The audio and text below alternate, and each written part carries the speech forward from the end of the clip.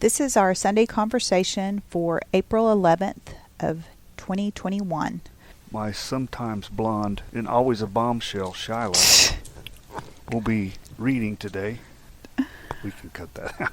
Yeah, thank you. John chapter 9 is talking about when the blind man from birth was healed.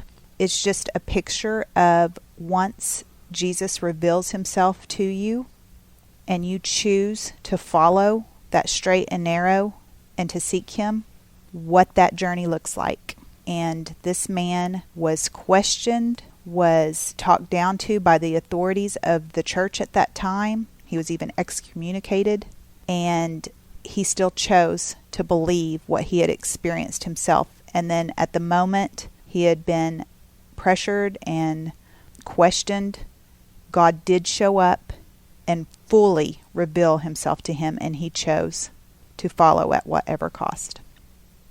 In John chapter 8:56, Jesus had just told the religious people, your forefather Abraham was extremely happy at the hope and prospect of seeing my day, my incarnation, and he did see it, and he was delighted.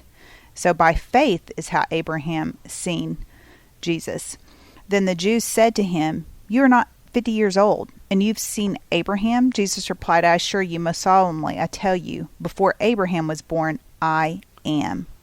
And they took stones up to throw at him, and he concealed himself in the crowd. So that's kind of what happened before, and I just think it's interesting that after that he went and found a place that he could release his seed and heal somebody. And so 9:1, as he passed along, he noticed a man blind from his birth. His disciples asked him, Rabbi, who sinned, this man or his parents, that he should be born blind? And Jesus answered, it was not that this man or his parents sinned, but he was born blind in order that the workings of God should be manifested, displayed, and illustrated in him. We must do the works of him who sent me and be busy with his business while it is daylight. Night is coming on when no man can work. As long as I am in the world, I am the world's light. When he had said this, he spit on the ground and made clay or mud with his saliva, and he spread it as anointed on the man's eyes. And he said to him, go wash in the pool of Siloam, which means sent. So he went and washed and came back seeing.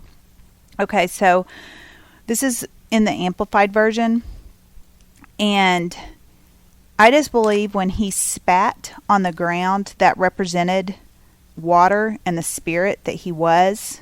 And we are made of clay and we are made of earth, and he mixed in the spirit with earth and then made himself manifest in his body. And so another important thing in that, the man wasn't just immediately healed. He had an action to do on what he was told, and it said go. So he had to go to the certain place, which was significant. The pool of Siloam means sent. So after God reached down the spirit and touched his body, he said, go, be cleansed. So there's a process he was going to have to do of cleansing. And then he came back seeing. So verse 8, when the neighbors and those who used to know him by sight as a beggar saw him, they said, is this not the man who used to sit and beg? And some said, it is he. Others said, no, but he looks very much like him. But he said, yes, I am the man. And so Jesus had just told the Pharisees who he was. I am. So he had just testified what had happened, and his countenance had so changed that he looked unfamiliar. So that manifested in him to where his physical appearance even looked different. Verse 10, so they said to him, how were your eyes open? And he replied, the man called Jesus made mud and smeared it on my eyes and said to me, go to Siloam and wash. So I went and washed, and I obtained my sight. So he did the law. That kind of represents a law that he did. And they asked him, where is he? And he said, I do not know. Back then, a lot of people were named Jesus. That wasn't, just an uncommon thing because it hadn't been revealed to him yet that he was the Messiah. Verse 13, then they conducted to the Pharisees the man who had been formerly blind. So they went before the religious people to show. 14, now it was on the Sabbath day, and Jesus mixed the mud and opened the man's eyes. So he purposely healed him on the Sabbath, I believe, to expose religion in these people because of what's going to happen next. Did you want to say anything? What they turned the Sabbath day into was a religious day to, make people guilty.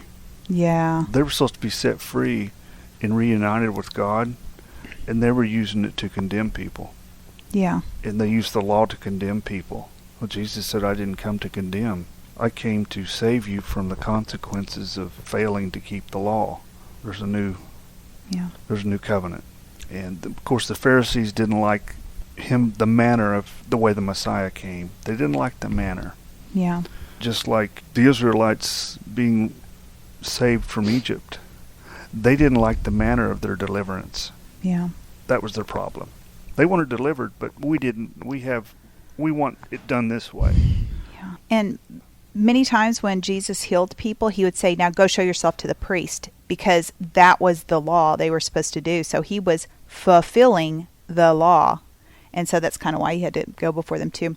Verse 15, so now the Pharisees asked him how he received his sight. And he said to them, he smeared mud on my eyes, and I washed, and now I see. Then some of the Pharisees said, this man Jesus is not from God, because he does not observe the Sabbath. But others said, how can a man who is a sinner, a bad man, do such signs and miracles?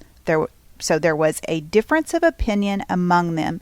So the division of where people are going to be and what side they're going to choose is beginning to happen. He's starting to show a separation of the goats and the sheep. So this is good, because this is what he come for. The ones who want the true God to come, and then the ones who want the power of the temple. They're revered, and they don't want to give up that being revered in the temple. They have their position. And Jesus they could see that he was going to do away with that. They could just extrapolate it on out and go, we can't have this. We can't lose this order. Verse 17, accordingly they said to the blind man again, what do you say about him, seeing that he opened your eyes? And he said, he must be a prophet. However, the Jews did not believe that he had really been blind and that he received his sight until they called and summoned the parents of the man.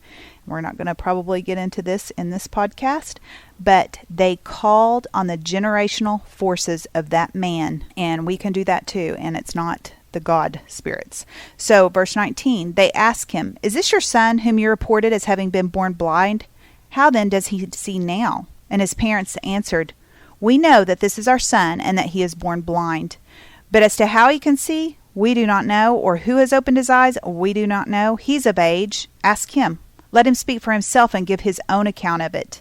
His parents said this because they feared the leaders of the Jews, for the Jews had already agreed that if anyone should acknowledge Jesus to be the Christ, he should be expelled and excluded from the synagogues. So they had cancel culture back then. What's that? That's where if you don't do what's right with the world, with leftists that are in government, if you don't accept certain lifestyles that are offensive to God, laid out in the Bible, and if you're not inclusive, then we will cancel you. We will take away your ability to make money. We will seize your accounts. Yeah. Yep. And you're a domestic terrorist. That's the same principle there that it is now. So his parents knew this, and how sad is this? I feel like probably, as I was reading this, I was like, they had to have kind of cut him off emotionally, at least in a way, because he was lesser than them, because he's born blind or something. But it definitely shows they were religious, because they wanted their position and to be in with those leaders more than the son who received a miracle. So this amazing thing that happened to their son, they had an invitation and a chance to go, what in the world? How in the world? Where did this happen? I've got to go find it for myself. But this shows how steeped they were in it. What made him steeped? What made him that? Well, they feared the Jews. Yes. They would lose their livelihood. Yep. That's what they feared, the money. Having control of their money, that's what they feared. Yep. Ultimately. So I have a note that I put, where we are blind, or our generations will be keeping us from seeing and acknowledging Jesus as Lord. And it goes back to that scripture, the blind leads the blind. You'll see that in this too. 23, on that account his parents said, he's of age, ask him. So the second time they summoned the man who had been born blind. So the second time he went before him and said to him, now give God the glory, praise. This fellow we know is only a sinner, a wicked person. So they're saying to him, deny the power of Jesus. And he answered, I do not know whether he is a sinner or wicked or not, but one thing I do know, that whereas I was blind before, now I see." So they said to him, "What did he actually do to you? How did he open your eyes?" And he answered, "I already told you, and you did not listen. Why do you want to hear it again? Can it be that you wish to become his disciples also?" That got him. Yeah, and so he was so sure and so amazed at his own thing he just experienced. I don't believe he was just being sarcastic in front of them. I believe he was truly perplexed and amazed. What in the world is wrong with you people? That's what I believe. How can you deny this work? Yes. You know, Jesus said, he said, if you don't believe me, well then weigh out the works. Whose works are those? That's your confirmation. Yeah. If you don't believe in who I say I am or who somebody else says I am, if that's not convincing enough, then what about this? Right before your eyes. Yes. What can you do with that? I mean, to deny that would truly be the devil. Yeah. You willfully don't want him to be the Messiah, regardless of all the goodness that's taking place, the restoration, even the raising of the dead. Yeah. We can't have that. I'm like, what kind of devil? They had totally That's missed all the point. devil. Jesus knew exactly what he was doing, and he was letting this man get his roots deep and be solidified in his experience and his testimony, and he allowed all this. And this man, it wasn't just the religious people, it was just the regular people, his own parents, everybody was like questioning, instead of rejoicing, and look what visited us. And so verse 28 is they were so mad that he would dare say, "Do you want to become his disciples too?" That they stormed at him in wrath, and they jeered and they sneered and they reviled him and retorted, "You are his disciple yourself, but we are the disciples of Moses." So they already wrapped him up and threw him in Jesus' camp, which is a great blessing. So they are so steeped in law, they said, "We know for certain that God spoke with Moses, but for as this fellow, we know nothing about where he hails from." And the man replied, "Well, this is astonishing. Here a man has opened my eyes, and yet you do not know where he comes from? This is amazing." This is the Amplified version, but still, he is in great emotions of, it's God. How can you not question this is from God? And so 31, it says, "We know that God does not listen to sinners. But if anyone is God-fearing and a worshiper of him and does his will, he listens to him." So they're saying, conform to us or you are nothing. Don't give credit anymore to this thing you're talking about. Was that the previous blind man saying that, or was that them? So I thought, when I read it, I thought that was the blind man saying it back to them. We know. Now we know that God hears not sinners. We know that. We know that's true. And he just laid out. Mm-hmm. That's, I don't know, I may be off. But yeah, that's just how the Amplified read. Maybe so. That's why we should read different versions. Because it says the man answered and said unto him in verse 30. And then it just goes, it doesn't say the Pharisees talked to him again. It says, now we know that God hears not sinners. Because they said you're a sinner. So this isn't God? Is that what they're saying then? I think he's saying, yes, we know that God doesn't hear sinners. Yeah, it does. It says, we know that God does not listen to sinners. But if any man be a worshiper of God and doeth his will, him he heareth. Yeah. So, equate that to this work. If an honest man will say that was God, this guy must be a worshiper of God. He's got to be with God.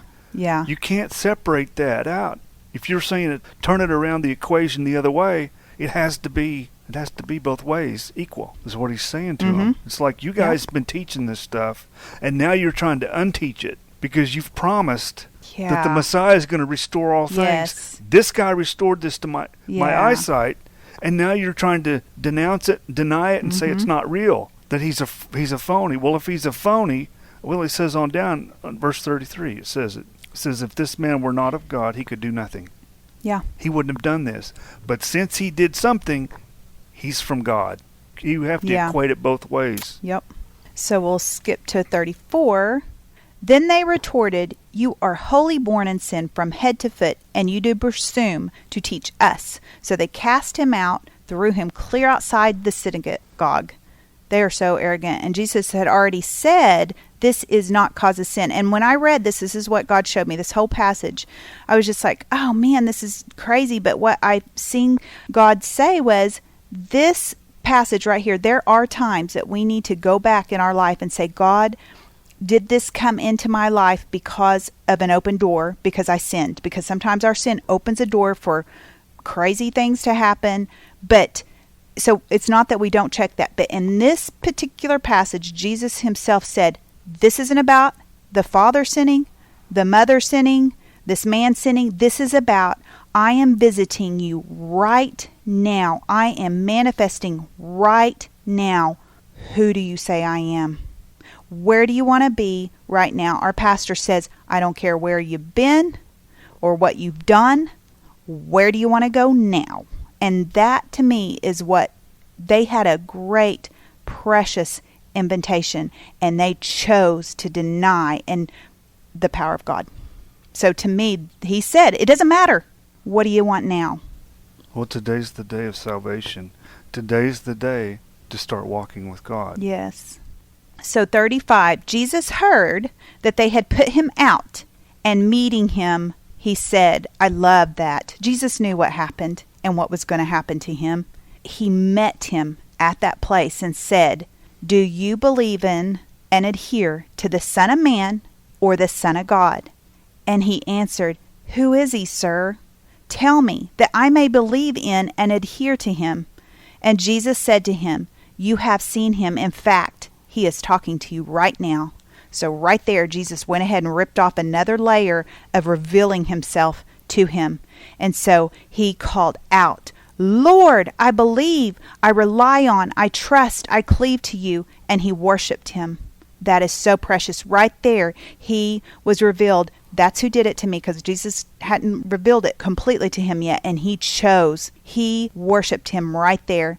39, then Jesus said, I came into this world for judgment, as a separator, in order that there may be separation between those who believe on me and those who reject me, to make the sightless see, and to make those who see become blind. So if Jesus wouldn't have come to fulfill the law, then there would have been no sin. And so some Pharisees who were near, hearing this remark, said to him, are we also blind?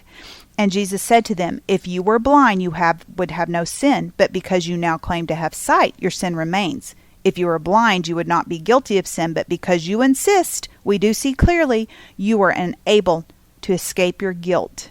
So they chose to deny Jesus as God. And this is a picture of a father instead of an instructor. There's many instructors, but few fathers. In one of the scriptures, I don't know where it is, right here is a picture of that. That man should have been instructed, should have been loved, should have been rejoiced in. Well, religion killed Jesus, and theirs was the opening act, one of them, to bring that about. They had those they were raised up in those preconceived notions of how they expected God to come as the Messiah. And when he didn't come in their manner of their expectation, then they couldn't have it. It's not supposed to be this way. It's just like entering into the covenant relationship with God. We enter into it, we're full of joy, and we even found purpose. But then the journey of being transformed, and the sufferings, and the changings, and the discipline, and many people will go, this is not the manner in which I was told it was going to be. I can't do this. It's making us uncomfortable in our walk. Yeah. Yeah, and that's why Jesus allowed him. He didn't fully reveal him, and that's how we'll be on this earth. We can see him, feel him, know him, but until we keep going towards that pool of Shiloh, however it's pronounced, and start in action in that faith and wash and cleanse that whole process, that he let him experience that before he fully showed him. And that's how we're on this side of the cross, and on this side of heaven, there's the process. And when that first moments of knowing the Lord, what happened? He was thrown out of the temple. Yeah. Just thrown out from the religious order. Yeah. He was unacceptable, and we're not having it in this house. This is Moses' seed, or whatever they said. So did you want to go to Isaiah chapter 40? Okay. What I was looking at here was the difference between serving God in faithfulness and idols. Why the people turn to idols? Why do they end up turning to idols? And that gets into this, so we can...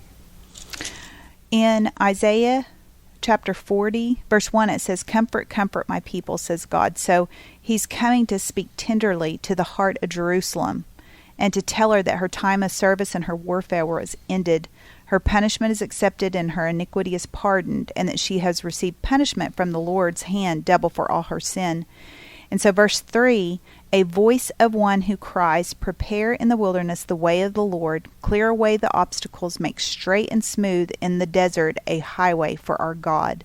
And that describes the straight and narrow path and the journey in the Lord, because we are to go down that path towards Jesus as our great reward. And it says there's some preparing. There's some clearing away of obstacles. My pastor's wife just did a sermon, and she was talking about some of the obstacles in the road are the bitterness of things that might have happened in our life, the bitterness of we are in a fallen earth, so we're always going to be fighting the forces of darkness that fight against our relationship with the Lord. And those rocks are bitterness sometimes. And we have to get rid of bitterness because it will take the place of faith.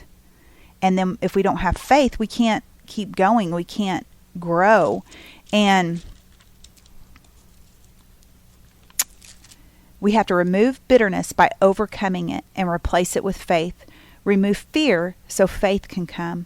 So then we can say to these mountains, "Be removed," and it will be removed. So we think of speak to this mountain and the whole mountain will be removed. I'm not going to say that can't physically happen, but our life in Christ on this journey, growing in faith, are the things that will remove the bitterness and speak to those mountains, and they'll start crumbling, and then the wind will just blow them away. So that's a picture of the journey to me. Read 17 on 41:17? No, 40:17, and then we'll... Isaiah 40:17 says, "All the nations are as nothing before him. They are regarded by him as less than nothing and emptiness, waste, futility, and worthlessness. To whom then will you liken God, or with what likeness? The graven image, a workman cast it, and a goldsmith overlays it with gold, and casts silver chains for it. He who is so impoverished that he has no offering or oblation or rich gift to give to his God is constrained to make a wooden offering, an idol. So he chooses a tree that will not rot. He seeks out a skillful craftsman to carve and set up an image that will not totter or deteriorate. You worshippers of idols, you are without excuse. Do you not know? Have you not heard? Has it not been told you from the beginning? These things ought to convince you of God's omnipotence, or omnipotence, and of the folly and bowing to idols. Have you not understood from the foundations of the earth? It is God who sits above the circle, the horizon of the earth, and its inhabitants are like grasshoppers. It is he who stretches out the heavens like gauze curtains and spreads them out like a tent to dwell in, who brings dignitaries to nothing, who makes the judges and rulers of the earth as chaos, emptiness, and falsity, and futility. Okay. Why do people, God's own people, turn to idols? And we know the pagans, that's their way. That's their culture and their lifestyle of the pagan nations. But God chose Abraham and his descendants out from among them to be their God, to give them instructions and how to prosper and how to have victory in that warfare against the other nations and be his people. Why would they turn to idols? Why did they just so quickly turn to idols? You know, after Moses is on Mount Sinai, they made an idol within probably hours of after they expected him to be there, and he wasn't there at a certain time or whatever, and then they made that idol. Well, it's always because of fear. They need something physical to give them reassurance of, I'm going to need to be provided for. I need my security. I need to guarantee for money in the future. I need my livelihood. So they turn to the physical things that quick, and it's because of fear. And we talked about that last time, the fear that drives our sin, that make the wrong choices, the bad decisions that are against the will of God. It's because of fear. That's the power, the ultimate core power and the foundation of Satan's kingdom, that we have to enter into that covenant relationship, the intimacy in that relationship. That's got to be dealt with, because we won't even get to dealing with the bitterness part if we're not willing to deal with the fear. How many times does God say, in Isaiah 41, it gets into that, where God has to tell his own people, I've given you a charge. Do not fear. That's a charge. Do not fear. That's not a suggestion saying, hey, you probably shouldn't do this. This is going to kind of interfere with stuff, and it's going to kind of be an issue. But I understand. No, he doesn't negotiate that. He says, I'm going to do this. Do not fear. So if we fear, that's not going to take place. What God promises is it. I mean, we're stopping it. He knew it was key to moving forward. That's what we'd have to do, and that's what would be the route to all sorts of directions we would take. And he's talking about the wicked and the princes in 24. Yea, they shall not be planted. Yea, they shall not be sown. Yea, their stock shall take root in the earth, and it shall blow upon them, and they shall wither, and the whirlwind shall take them away as stubble. To whom then will you liken me, or who shall be my equal, saith the Holy One? Lift up your eyes on high, and behold, who hath created these things, and bringeth out their host by number. He calleth them all by names, by the greatness of his might, for that he is strong in power, not one that faileth. So, one thing we can be rest assured in, God is not afraid. There is no fear in God. I was thinking about this, when Jesus was teaching his disciples on the ways of his kingdom, or just becoming his disciples. He never pulled his disciples aside and said, hey, I need to teach you about the enemy, Satan. I need to teach you about his strategies. He's a formidable foe. And you should respect your enemies, and just like normal warfare, you have to have a healthy respect and fear of your enemy. Well, Jesus didn't teach that. He said, remove fear, and that your enemy will have no power. That's key. So then that intimacy, when we receive that love of God, cast out all fear. We are changed, and we are not married to fear anymore. We divorce fear through him, through receiving that love. Then our decisions will be right. We will wait upon him. And we won't get fearful and take off and make a bunch of rash decisions, or listen to bad reports, or gossip about somebody else, and just fly off the handle, jump to conclusions, and torment ourselves, and ultimately embarrass ourselves, or whatever. And the other thing about the idol making, when a person is fearful of their prosperity, and instead of turning to God, they turn to idols, which the biggest one is the power of money. That's the biggest idol, serving money. Regardless of the culture, regardless of Gentile, Israelite, pagan, Christian, whatever, is that, and David talked about it in Psalm 73. David was perplexed because the wicked were prospering. They're prospering, so that when people see the wicked prosper in how they do things, well, their first inclination is, well, that makes sense. I go live like them, and I'll reap the rewards. But if we come in a covenant relationship with God, we come to know that's not the way. And we come to know we have to give up a love for those things now in exchange for a love for God. And we can suffer loss of certain things now, some relationships with those who don't want God. We could be separated because we don't want to get pulled back into what we were saved from. The sin of being faithless and perverse. That's the most important. Of not believing. We don't want to lose, I guess you could say it, we don't want to lose our surrender. Because if we go back into relating to people who don't want God, having relationships where we're submitted to each other in certain ways, or where we're influenced, we could lose our surrender to God. Paul said, I die daily. I surrender every day to God. That's my walk. And that's the walk we have to have. That's a requirement to be faithful unto the end. So if we lose our surrender, we lose faithfulness. And people will say, well, God's faithful. God will take up the slack. Not if we pull back our surrender. So there's the going to idols for security of wealth, and then there's being envious of the wicked. It's like, why am I tormented? People say, why am I suffering? I'm a believer. Why do I have to suffer? Well, because there's a devil that didn't want your soul saved. Yeah. That he is laboring against the salvation of your soul. And when we get rid of fear, guess what? We're mighty dangerous to his kingdom. We will start doing damage to his kingdom. Because people will see the Lord. They'll have their eyes can be opened where they can start seeing the difference between the kingdoms of this world that they're in and the kingdom of God that we're in. And they can start seeing the fruit of that. And that's dangerous to Satan because he thinks he owns the place. He thinks he owns everything. And he was given possession of it because of sin. But the Lord has come in his first coming, and then he'll close it off with his second coming, the taking back of those kingdoms. Because he owns it. He created it. He's the rightful owner of this world. He wants a people that wants him and will do his will. and he gave us the keys and the power to take dominion back, and it starts in our own soul and heart first. So again, why do we go to idols? Because we're fearful of our livelihood, of security in this world, of provision.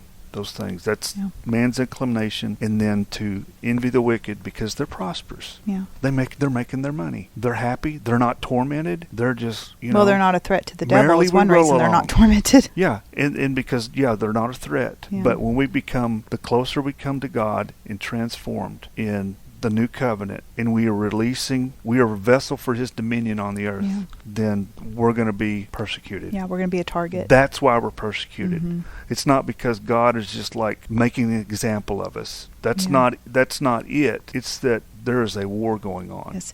And as we grow, because we grow just like a baby to a toddler to a teenager to an adult to son, there's stages in the physical realm. That's how we are in the spirit realm.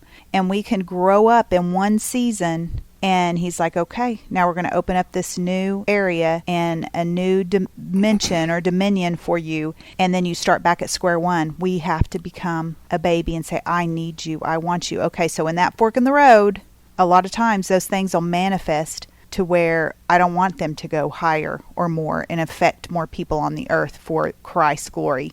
So, okay, here comes a new onslaught. So we need to rejoice. It says rejoice when you're persecuted for my name, and all manner of evil comes against you, because you're fixing to go in. But that's where we get caught. That's where we grow our roots deep. That's where we can give up and run and go back to the idols, or just stay in one spot. We'll just stay here and stay safe. No, you will never. If you don't move forward, you're going to go backwards. If you're not building the kingdom, you're tearing it down. I mean, there's two kingdoms. There's only two ways to go. So those are the times that we're like, oh, here we go. We're going into a new place with the Lord. We're going to go into a new measure of knowing him. So you got to keep going. And in that faith, when in doubt, surrender. Yeah. Find your surrender to God, and that's when he'll show up. I mean, it's like it has the effect of repentance, but it's really, you're not repenting from a sin at that point. It's just, I don't want to sin. I don't want to make the wrong choice, God. This is deliver me with the Lord's Prayer. Yeah. And that's the surrender. Yeah. Your will come in my life, in my situation. The precious part about that passage of the blind man being healed after he was going through that persecution and everybody questioning, he was solid in, I am walking in sight. I was blind from birth. He was unwavering even though it was super hard. And guess what? Jesus met him there and revealed himself in a greater level. That's what I'm talking about. That's what will happen to us if we keep going, even when we are struggling. If we're like, no, I am set in that place of what you talked about, surrender. I will surrender to you alone, God. And Satan's narratives will come. Like the Pharisees were trying to create a narrative right there. Nope, you didn't. Almost like, nope, you're crazy. It didn't happen. This wasn't God. Just creating a narrative. Well, it's because their faith was in their minds. Yes. And they had no faithfulness of heart towards God. Right. Because they wouldn't submit. I mean, if they were truly had a heart towards God, they would have surrendered right there. They would have recognized. Oh, they would have went, oh. They would have recognized that was over, God folks. manifest. He's here. Yes. He's here, show's over. But when the temple and the religious leaders in that temple had that power over the people, they even had a certain level of power over the Roman Empire in their region, is because they controlled the people. The flow, the decision-making of the people they had. And so they weren't going to give that up because they had that regional dominion in their hands. I guess we can go to 41, Isaiah 41. This may be rehashing some stuff we just talked about, but 41 verse 7, or did you have anywhere above that? Or no, just at the end where, I'll just paraphrase it, talks about there shall be peace, and the effect of righteousness is quietness and assurance forever. I love that. It's the effect of walking in this straight and narrow, and the effect of seeking Jesus and his right ways, because righteousness is right ways. And it will be quietness in our souls and in our mind, and assurance forever. That's what we need today in this world, every day. When we were reading before, and it said, "I'll prepare a highway in the desert." In the desert, things can't live. There's no water. If there's no water, there's really no animals to live off of that are in the desert that you can hunt. And there's no vegetation to eat. And so if the presence of God's there, then he's the creator. Just like when he healed the blind man's eyes, the DNA of the creator was in that mud. Mm-hmm. And he was represented God on the earth before the fall. He just had charge of everything. He had control, and he could restore everything. And so if we're in a desert, in the presence of God there, he's going to make a way. He's going to provide what's necessary. You won't have to think about and stew over and worry about your next meal, your next drink, shelter. All that is going to be provided for, just like the children of Israel in the desert. Yep. And so that's the faith that Jesus walked in, that we're called to walk in. We talked about last podcast about the faith of Jesus, the fourth ground in Mark chapter 4. That fourth ground where it's provided for. You're taken care of. You're not concerned and dwelling on and even calling on idols for safety, security, for provision, for prosperity, all those things that our flesh knows we need. And the flesh that's all the flesh is concerned about. Whoever gives me my next meal, that's who I'm going to side with. Whoever's taking care of my emotions now, hey, they're my buddy. Yeah. And they're my friend. That is the easier way, but the effect will not be peace and assurance. And you get your reward now. Yeah. But you lose it all in the end. Yes. You lose everything. You lose your existence. So verse 7 of Isaiah 41. So the carpenter encouraged the goldsmith. Oh, wait. Here's where I wanted to go. Let me just start at Isaiah 41:1. Just start reading. Keep silence before me, O islands, and let the people renew their strength. Let them come near. Then let them speak. Let us come near together to judgment. Who raised up the righteous man from the east, and called him to his foot, and gave the nations before him, and made him ruler over kings? He gave them as the dust to his sword, and as driven stubble to his bow. And he's talking about Abraham. Called Abraham out of the east. And the seed of Abraham is who Jesus was going to come out of, on down to the generations. But when he says the righteous man, Abraham had that faith. God didn't have to prod him or get mad at him. Really, he didn't get mad at Abraham. Can you remember a time he got mad like he did Moses? His anger burned against Moses because Moses said, I can't talk. And God had intended him to be the spokesman, be the whole thing, but he had to split the duty between him and Aaron. Mm-hmm.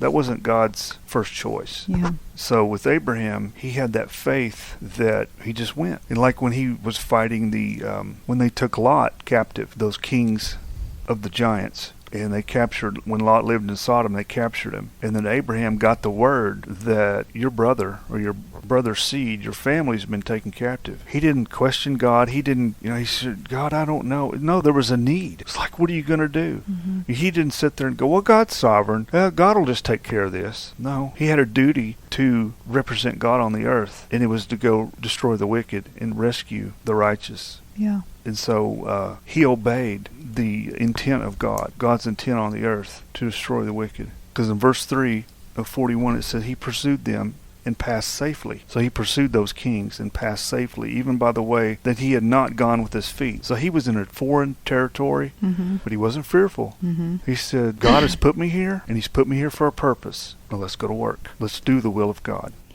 It says in the Amplified that his feet do not touch the ground. To me, that represents the supernatural as well, which when we take dominion and take principalities down and push back darkness through prayer, and that's supernatural. The other thing that God liked about Abraham is that when him and Lot chose where to go live, mm-hmm. Abraham said, you go wherever, I'll go the other way. Abraham didn't plot out land and say, this is my land. Yeah. This is my place. And he didn't fall in love with his homestead as far as... Well, it said Lot picked the most lush, beautiful... Well, we know where he picked. He wanted to live in Sodom.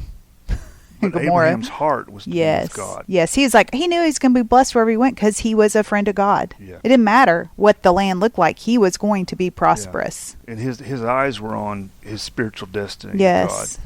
Our eyes, without God, if we're not in faith, then our eyes will be on the physical. Where's the best piece of land? Mm-hmm. Where's the best this or that in the physical? And that's where we put our hope in. Yeah. And Abraham's hope was in God's going to deliver me. Yeah.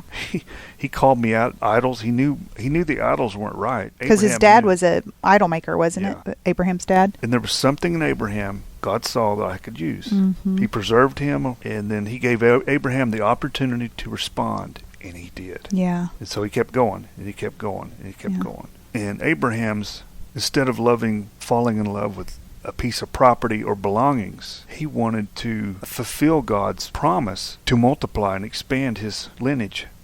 because they were going to be God's people. So he wanted to, I think he knew that's how God was going to subdue the earth. His people that belonged to him were going to go forth and do the right thing. Yeah. Serve God, have faith, and conquer physical or spiritually, however when they matched up, when they confronted each other, then was the nation just going to submit? Like Nineveh. When that king was at Nineveh, they said, we're going to repent. Yeah. Or were they going to say, you're not coming in here? We're kind of like Abraham in a way today, because Abraham was going to be the father of many nations, and he was barren. Him and his wife were barren. He didn't even have a baby until he was 100, or the promised baby till he was 100, and she was 90, I think. And so all that time he's living for this. Everything he's doing in his life is towards being that, and it's not looking like it's happening. That's what we're like today. It's like we are supposed to be the bride, the end time church, seeing all these great miracles and things, and we're looking like we're losing. Wickedness looks like it's prevailing, even though it's being exposed greatly, thank God. So we are in that faith seed of living like it's happening today or tomorrow, when it looks like we're not winning, and we're like, God, when are you going to do the end time stuff? So the bride looks barren right now. We don't look like what we're supposed to look like right now. The church is sick and weak. Fearful. And so we're in that same place. We can think, oh, that was for Abraham. That was one person, one special person. Oh, Moses was. No, the call is in us today, individually. Jesus did it all. Yeah. All we got to do is wait it out. Yeah. Just hang on. Nope. He wants to use the bride, a son of God, to arise. With that barren womb of Sarah, was that a bad thing? Or was it just a problem that was used to glorify God? Like the blind man. Yeah. Was that a bad thing? Well, to the physical mindset of man, yeah, that's bad. But he said, this is an opportunity to glorify God. Yeah. Because when Jesus came as the second Adam to show us the way things are going to be, should be now, and are going to be in the millennial reign, this is going to be resolved. Yeah. The earth is not going to be under the influence of sin. It is going to be rectified and corrected and brought to the place it was meant to be in the beginning, that was before the fall. Yeah. All things were right in the order of God, in the creation. They were lined up to the order of God. But when that fear came, when the fall happened, the disorder came, and the quote-unquote bad things happened. Well, if the church does the right surrendering to God, cannot God come in and use us to restore? Yes, that's that chapter where he was saying, he comfort my people. He wants to speak tenderly to the heart of Jerusalem. He wants to restore us and use that people to show forth his glory and to do his work. Okay, where were we in Isaiah 41? In 41:15 it says, Behold, I will make you to be a new sharp threshing instrument which has teeth. You shall thresh the mountains and beat them small, and shall make the hills like chaff or chaff or whatever. So the wind would just blow them away like dust. Those mountains, by faith, will be removed. Well, it says, in a minute I'm going to go back, I'm going to backtrack, but it says, what you just read, it says, Behold, I will make you. He doesn't say, I'm going to come down as a threshing machine and a threshing instrument with he said, no, I'm going to make my people that. Yeah. That's my intent, and that, since I've said it, that's the way it's going to be. So if we're faithful, we have to accept this word and say that applies to us. Yeah. Where are we at? Are we there? Are we trying to get there? Or do we have the false Christian mindset that we're being influenced under, that says, well, God's going to do everything. He's sovereign. Whatever happens, it's just, we're not involved. We have no decision-making obligation in this. The miracles were for back then. It's already passed. Well, we're just not supposed to be involved. We're back to that spectating faith. Well, and what you said earlier, our pastor's wife's sermon, was getting rid of fear is not an option. If we do not make it, we will not make it to the end. And it says you have to make it to the end. You have to run the races to win. You can't stop. You can't draw back. Well, if you want to go by leaps and bounds to get there, fear. You get rid of fear. Yeah. And that's one-on-one intimacy with God. That's not done in a crowd of people.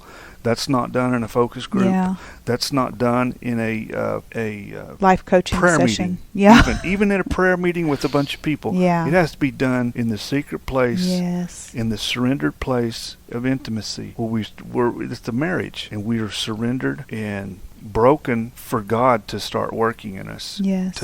To change who we are. We've heard our pastor say that God's asking him to do certain things and be a certain way, and he said, well, God, that's not who I am. And the Lord spoke to him and said, but that's not who I created you to be. Yeah. You had a purpose lined up, who I intended, a predestination of who you're going to be, not the predestination of whether you'll make it to heaven or not. That's not the predestination. That wasn't decided. Joe down the street was picked to go to heaven, but Sam next door is not. No, that's not predestination. He wishes all to make it. That is not predestination. Yeah. If that's taught, I would get out from under that teaching. Yeah. Because it's from hell. Yeah. Period. And because it makes you don't have. Yep. Well, I go to church and I'm saved, then I'm one of the picked ones. Yeah. I don't have to do anything because I'm guaranteed a place in heaven. Yeah. No.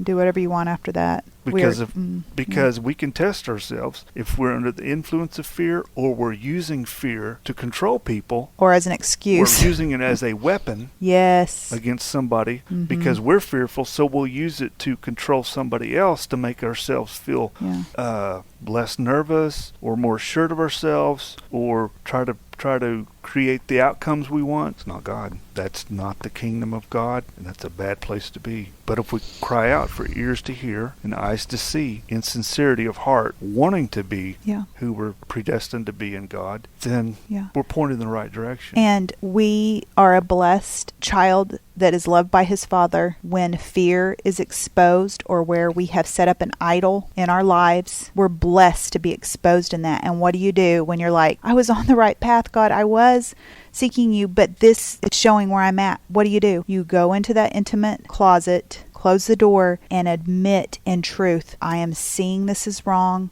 I have screwed up. And I want to change. Repent, and then in strength get up and go out again. Don't leave that place until it's changed. And you may have to cry out for days. If you've been in something for weeks, days, months, years, it may not be removed in 1 second. You have to keep saying, God, I don't want it. I don't want it. I don't want it. And I want to. And you'll know when you've been released of that. Well, the thing that can be hindering that is trying to have a partial surrender. Trying to okay, I want your salvation, God, but I want to negotiate the terms. Yeah. No, that's not the covenant. It's a marriage. Yeah. But it's not a business partnership with God. It is a surrender. That's why you're born again. You're a new creature. That's not just wordplay, and that's not just to create a picture for illustration purposes. It is a spiritual truth that happens to a person. Their mind, Paul says, your mind's renewed because the Spirit is in the heart in that covenant, and the teacher's inside teaching you the Word of God. You're not learning from another person and taking instructions for them in your walk with God. You're walking with God in that covenant, receiving instruction from Him. So it's not a partial surrender. There's no such thing with God. I mean, we may think there is, and God may be patient in dealing with that, but we're hindering it if we're that way. If our mindset's like that, we're hindering things. Maybe that's why God hasn't showed up yet. Like you said, leaps and bounds. That's what we want. And that what will cause that? See him. What will cause that partial surrender? Fear. Yeah. I can't go there. I'm fearful. I'll give this up, but I don't want to give that one up yet. Oh, please don't make me do that one. That's not full-hearted. Yeah. So I want to backtrack a little bit here in Isaiah 41 to kind of tie this off.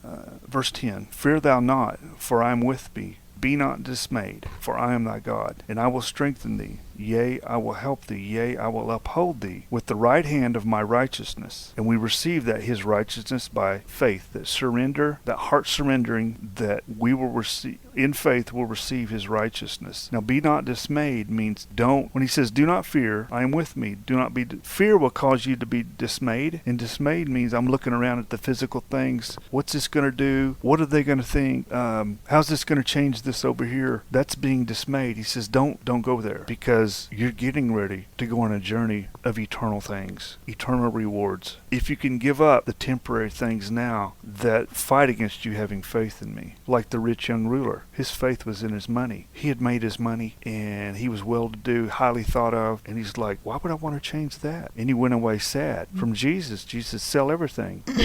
You need a new foundation, because you can't come into my kingdom with that foundation of being supported by the world, because that's where your heart will be. Yeah, it's where it was. That's why he asked him to give that one up, because he did not break one single commandment. I'm doing all those. So, but the foundation wasn't the real kingdom of God. Verse 11, Behold, all they that were incensed against thee shall be ashamed and confounded. They will be as nothing, and they that strive with thee shall perish. You shall seek them, and shall not find them, even them that contended with thee. They that war against thee will be as nothing, and as a thing of naught. For I, the Lord thy God, will hold thy right hand, saying unto thee, Fear not, I will help. Fear not, thou worm Jacob. And ye men of Israel, I will help thee, saith the Lord, and thy Redeemer, the Holy One of Israel. How many fear nots were in there? That's the issue. And, if we're those two things about the having idols for the prosperity of this life in this world, and then being jealous or envious of the wicked because they're prospering and they're not tormented, they're not persecuted, they're having a great life. They're not having to give anything up. And he says, look what's going to happen to them. Yeah. I chose you, and you became my people, and you've had the enemy come against you. You've had troubles. Fear not. Look what's going to happen to the wicked who were prospering in their ways. They'll be gone. Yeah. And you won't. That's the great reward. The wicked won't be there in the end. The faithless won't be there in the end. Because he made the way for me. My feet now